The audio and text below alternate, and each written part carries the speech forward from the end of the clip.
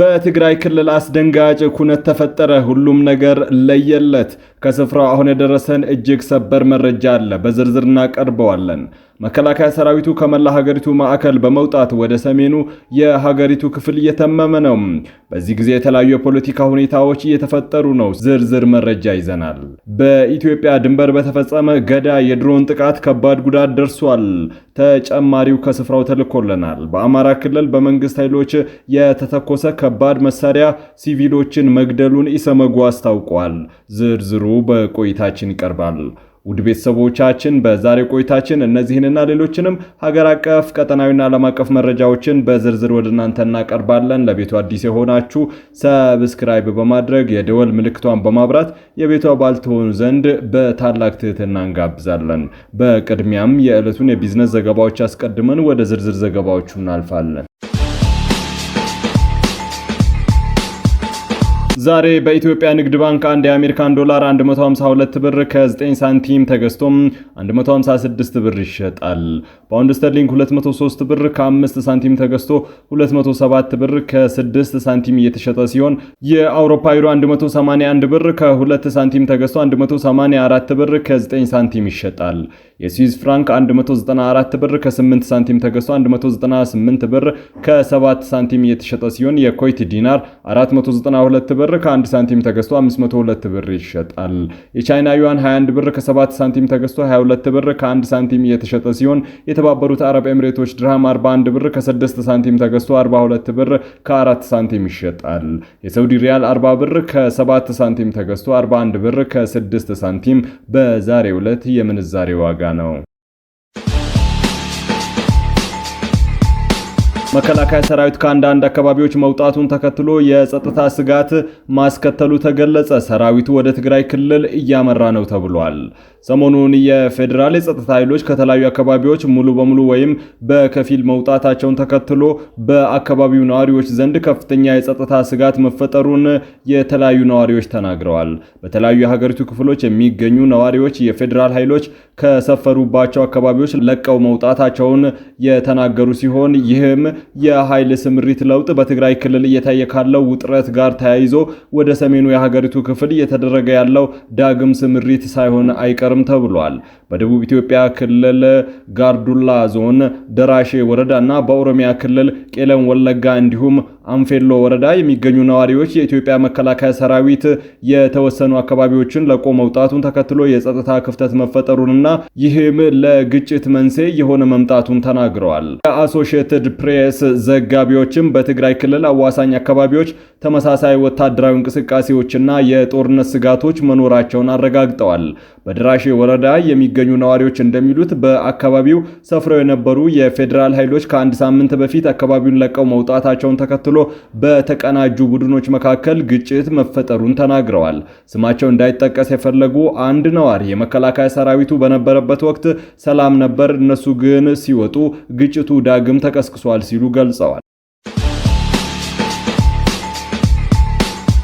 በኢትዮጵያና በሱዳን አዋሳኝ ላይ በተፈጸመ የድሮን ጥቃት የአንድ ሰው ሕይወት ማለፉን ባለስልጣናት አስታወቁ። በሱዳንና በኢትዮጵያ ድንበር አቅጣጫ ላይ በምትገኘው የኩርማ ከተማ በትላንትናው ዕለት በተፈጸመ የድሮን ጥቃት የአንድ ሰው ሕይወት ማለፉን ባለስልጣናት ገልጸዋል። በሱዳን ብሉ ናይል ግዛት ውስጥ በምትገኘውና በሰራዊቱ ቁጥጥር ስር በምትገኘው ኩርሙክ በተባለች የድንበር ከተማ ስለተፈጸመው ጥቃት አንድ የመንግስት ምንጭ በስልክ ለኤፍፒ በሰጡት ማብራሪያ በጥቃቱ የአንድ ሰው ሕይወት አልፈዋል፣ 8 ሰዎች ደግሞ ቆስለዋል፣ እንዲሁም 16 ቤቶች ሙሉ በሙሉ ወድመዋል። የኩርሙክ አስተዳዳሪ አብዱላቲ መሐመድ አልፋኪ ባወጡት መግለጫ ለጥቃቱ ተጠያቂ ያደረጉት ከሚያዝያ 2018 ጀምሮ ከሱዳን ሰራዊት ጋር ጦርነት ውስጥ የሚገኙ የሱዳን ፈጥኖ ደራሽ ኃይሎችን ነው። ግብረ አበሮቻቸው የሱዳን ነጻነት ንቅናቄ አንጃዎችም ተጠቃሽ ሆነዋል። ለ3 ዓመታት ያህል ለዘለቀውና አውዳሚ ለሆነው ጦርነት የብሉ ናይል ግዛት አዲሱ የውጊያ ግንባር ሆኗል። በአሁኑ ወቅት ጦርነቱ በዋናነት እየተካሄደ ያለው በድሮን ጥቃቶች ነው። ውጊያው በ10 ሺህ የሚቆጠሩ ሰዎችን ለሞት የዳረገ ሲሆን 11 ሚሊዮን የሚጠጉ ሰዎች ደግሞ ከቀያቸው ተፈናቅለዋል። ይህም በዓለም አቀፍ ደረጃ ግዙፍ የረሃብና የመፈናቀል ቀውስ ፈጥሯል።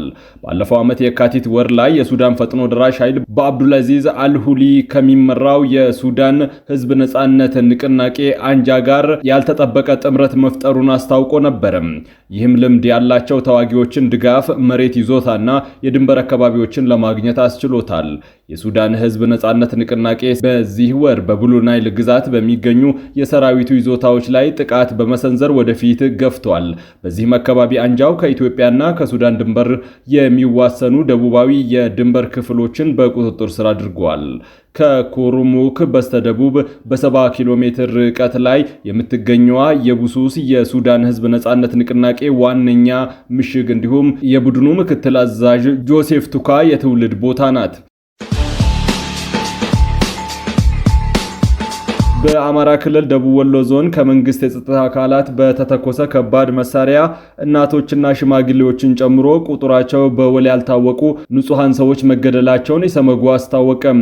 የኢትዮጵያ ሰብአዊ መብቶች ጉባኤ ኢሰመጉ በትላንትናው ዕለት ባወጣው መግለጫ ቁጥራቸው በውል ያልታወቁ ንጹሃን ሰዎች መገደላቸውን በደቡብ ወሎ ዞን ወግዲ ወረዳ ጋሌ በተባለ ቦታ ጥር 26 ቀን 2018 በመንግስት የጸጥታ አካላትና ታጣቂዎች መካከል በነበረ የተኩስ ልውውጥ የተጎዳች አንዲት እንስትን ወደ ሆስፒታል በሚወስዱበት ወቅት መሆኑን አመላክቷል። ማንነቷ በመግለጫው ያልተጠቀሰችው ይህች ሴት የአካል ጉዳት የደረሰባት ከወንዝ ውሃ ቀጥታ ስትመለስ በነበረበት ወቅት በሁለቱ ኃይሎች የተኩስ ልውውጥ በተባራሪ ጥይት ቆስላ ነው። በተተኮሱ ከባድ መሳሪያዎች ምክንያት የንብረት ውድመት መድረሱን ኢሰመጉ ከአካባቢው አሰባስቤያቸዋለሁ ካላቸው መረጃዎች ለማወቅ መቻሉን አስገንዝቧል። ኢሰመጉ በደቡብ ኢትዮጵያ ክልል የዘይሴ ማህበረሰብ ልዩ ወረዳ መዋቅር ጥያቄ ጋር በተያያዘ ረጅም ጊዜ በማህበረሰቡ የሞት የአካል ጉዳትና የንብረት ውድመት መድረሱንና አሁንም እየቀጠለ መሆኑን ኢሰመጉ አስታውቋል። ግንቦት 4 ቀን 2017 ዓመተ ምህረትና መስከረም 29 ቀን 2018 ዓመተ ምህረት ኢትዮጵያ ዜጎች ለማህበራዊ ፍትህ ኢዜማ ፓርቲ አባላት በደቡብ ኢትዮጵያ ክልል አድማ ብተናና በጋሞ ዞን ፖሊሶች ታስረው ይህ መግለጫ እስከወጣበት ጊዜ ድረስ በእስር እንደሚገኙ አረጋግጧል። በዘይሴ ዳኔ ቀበሌ ልዩ ስሙ በዶሎ ተብሎ በሚጠራ አካባቢ ደግሞ በቀን ታህሳስ 5 ቀን 2018 ከምሽቱ 4 ሰዓት በተወሰኑ አካባቢዎች በሚኖሩ ሴቶች ላይ ጾታዊ ጥቃት መድረሱን በቀጣይ የጥር ወር 19ኛው ቀን በዘይሴ ልዩ ምርጫ ክልል 4 አርሶ አደሮች በእርሻ ስራቸው ላይ እንዳሉ በክልሉ አድማ ብተናና በጋሞ ዞን ፖሊስ መገደላቸውን አረጋግጧል። ተመሳሳይ የካቲት 8 እና 10 ቀን 2018 ባሉት ጊዜያት ውስጥ የአካባቢው ነዋሪዎች በደረሰ ጥቃት ቁጥራቸው በውል ያልታወቁ ሰዎች መገደላቸውንና የንብረት ውድመትና መፈናቀል መድረሱን ኢሰመጉ ለማወቅ ችያለሁ ብሏል። ይሁንና የተጠቀሱ ጉዳዮችን በተመለከተ የመንግስት ምላሽ ለማካተት ኢሰመጉ ከአርባ ምንጭ ዙሪያ ወረዳ አስተዳደር መረጃዎችን ለማግኘት አድርጌያለሁ ያለው ጥረት እንዳልተሳካ አመላክቷል። ሁለቱንም ክልሎች በተመለከተ ባስተላለፈው ጥሪ የደቡብ ኢትዮጵያ ክልል የፍትህ አካላት በዘይሴ ዳንሌ ቀበሌ በሴቶች ላይ ጾታዊ ጥቃት የፈጸሙ አካላትን ለፍርድ እንዲያቀርቡ በደቡብ ኢትዮጵያ ክልል የጸጥታ አካላት ተይዘው እንዳሉ የሚታወቁ 5 የኢዜማ አባላት የደቡብ ኢትዮጵያ ክልል ፍትህ ጸጥታ አካላት ላይ እንዳሉም ለቤተሰቦቻቸው እንዲያሳውቁና በወንጀል የሚፈልጉ ከሆነ ወደ ሕግ እንዲቀርቡም ፍትህ የማግኘት መብታቸው እንዲከበር ጠይቋል። የፌዴራልና የአማራ ክልል መንግስትም በአማራ ክልል በንጹሃን ላይ የደረሰ ያለውን የሰብአዊ መብት ጥሰት በቂ ትኩረት በመስጠት የሰዎች በህይወት የመኖር መብት እንዲከበር አሳስቧል። የትግራይ ህዝብ ሀገሩን ከሚዋጉ አካላት ጋር ተሰልፎ የመዋጋት ጥቁር ታሪክ የለውም ሲሉ ኬሪያ ኢብራሂም ተናገሩ። የትግራይ ህዝብ ሀገሩን ከሚዋጋ ጋር ተሰልፎ የመዋጋት ጥቁር ታሪክ የለውም ያሉት የቀድሞዋ የፌዴሬሽን ምክር ቤት አፈ ጉባኤ ኬሪያ ኢብራሂም ናቸው። ወይዘሮ ኬሪያ ኢብራሂም የህወሓት ቡድን ግን የተሰለፈው ከትግራይ ህዝብና ከሀገሪቱ ጠላት ጋር ነው ብለዋል። የትግራይ ህዝብ ሀገሩን የሚወድ እጅግ ከህዝብና ከሀገሩ ጋር ተቃራኒ ሆኖ የሚሰለፍበት ምንም አይነት ሁኔታ የለም፣ እንደዚህ አይነት ታሪክም የለውም ብለዋል። እንደ ወይዘሮ ኬሪያ ገለጻ የትግራይ ህዝብ የትግራይን ምድር የጦር ሜዳ እንዳይሆን ህዝቡ ሊጠነቀቅ ይገባል። ይህ እንዳይከሰት አስተላለፋችንን ማስተካከልና ከጥፋት ኃይሎች ጋር በተቃራኒ መቆም አለብን ሲሉ መክረዋል። ለትግራይ ህዝብ ሲባል የጦርነት በር መዘጋት አለበት ያሉት ወይዘሮ ኬሪያ በሀገር ውስጥም ሆነ በውጭ ያሉ የትግራይ ተወላጆች ለሰላም ግፊት ማድረግ እንዳለባቸው አስገንዝበዋል። የትግራይ ህዝብ ጥያቄዎችን መመለስ የሚቻለው ከፌደራሉ መንግስት ጎን በመሰለፍ በሰላማዊና በዲሞክራሲያዊ መንገድ እንጂ በጦርነት አይፈታም ሲሉ አስረድተዋል። በመቀለና በትግራይ አካባቢዎች አዲስ ወታደራዊ እንቅስቃሴ የልዩ ትዕዛዝ መውረዱ አነጋጋሪ ሆነዋል።